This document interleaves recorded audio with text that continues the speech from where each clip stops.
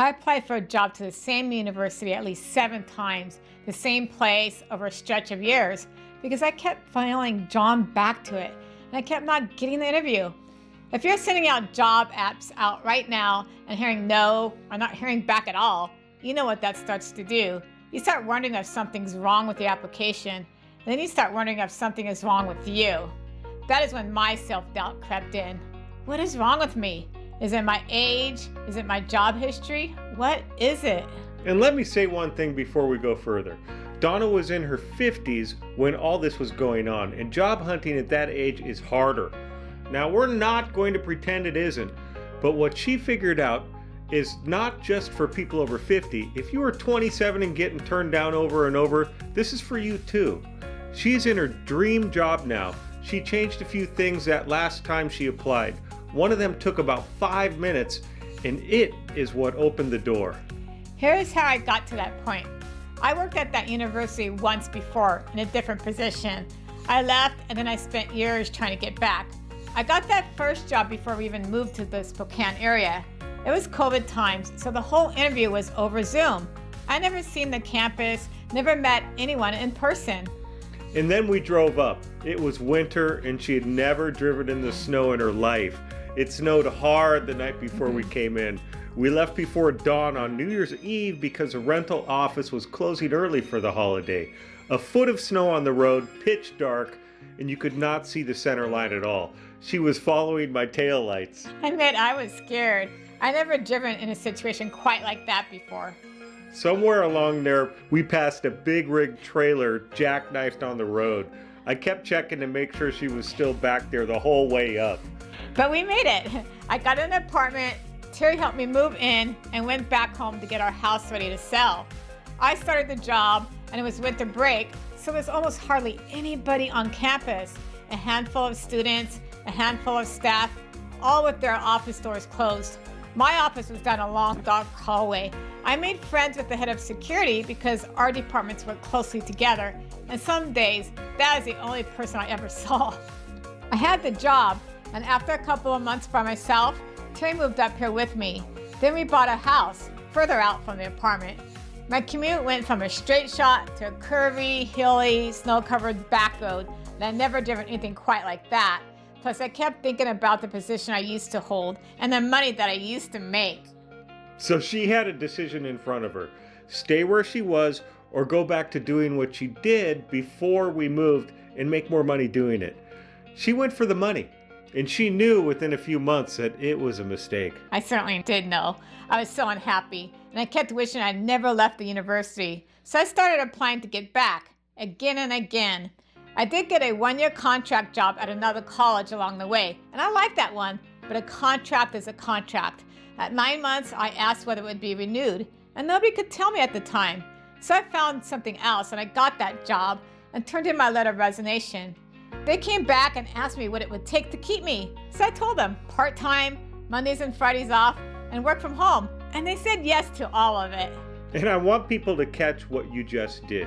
You were in your 50s, you named your terms, and they said yes, right when you were willing to walk. They wanted you enough to rebuild the job around you.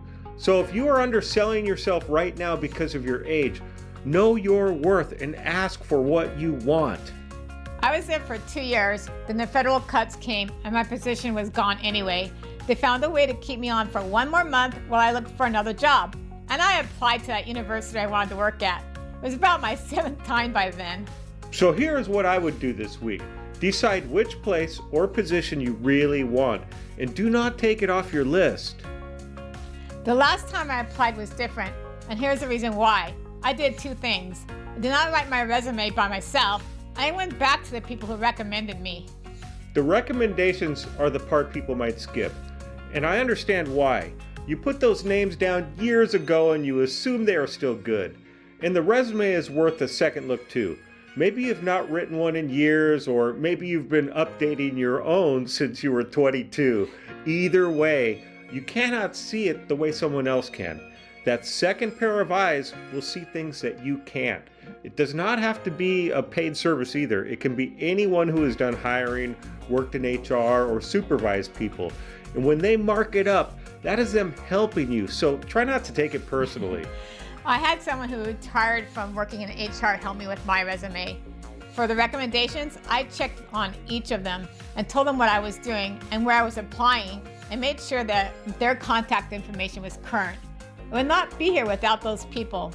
And for the first time, I sent out an application and feeling good about it. Here's what I would do. This week, pick one person to review your resume and contact everyone on your reference list. If you are new here, welcome to Rebuild with Clarity. We are Terry and Donna, and this channel is about rebuilding after life's hardest moments. Getting back to work is part of that for a lot of people.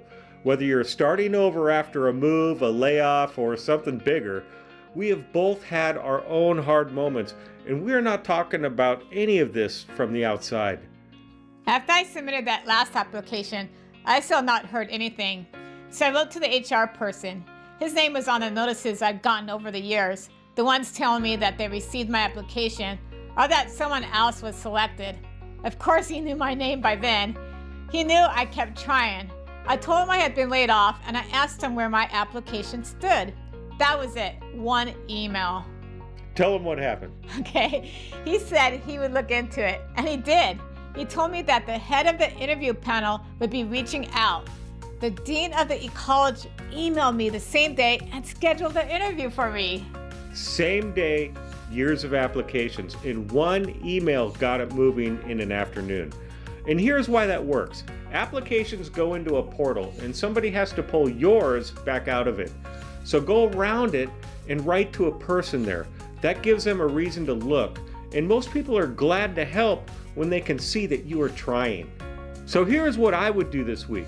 Take one job you applied for, find out who's handling it or works in HR, and email them to ask where your application stands. Now the hard part. All of that only works if you still want to try, and after the fourth or fifth no, that really does get difficult. It does. It gets depressing. You want to stop trying and you stop reaching out to people because you're tired of telling them nothing's changed. But here's what I would tell you, and I mean this about more than jobs. If it's something that you truly care about, keep going and keep reaching out.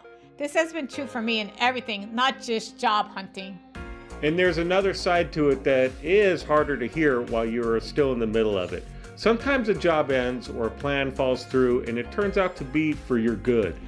Her contact possibly not being renewed felt like a loss at the time. Being laid off felt worse. But if either of those had gone the way she wanted, she would not have been in a position to send that email at all.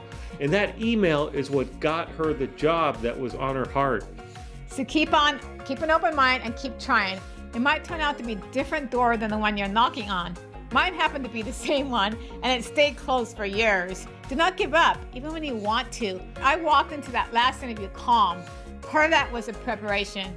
I knew my resume was good, I knew my references were ready, and part of it was prayer. By the time I sat down, I had some peace about it either way. So here's what I would do this week. Tell one person in your life that you're still looking. Do not go through this stretch by yourself. If you're ready for a clear next step, we've got something for you, and it's free and it's right here. So that is the plan, 4 parts. Keep applying and do not take the place or position you really want off your list. Get another set of eyes on your resume and check in with your references. Write to someone there and ask where you stand. And while you're waiting, keep reaching out and do not give up on the good things you are after. I almost stopped. I'm glad I didn't. If this has helped you, subscribe so you can catch the next one. Send the email and we'll see you next Sunday.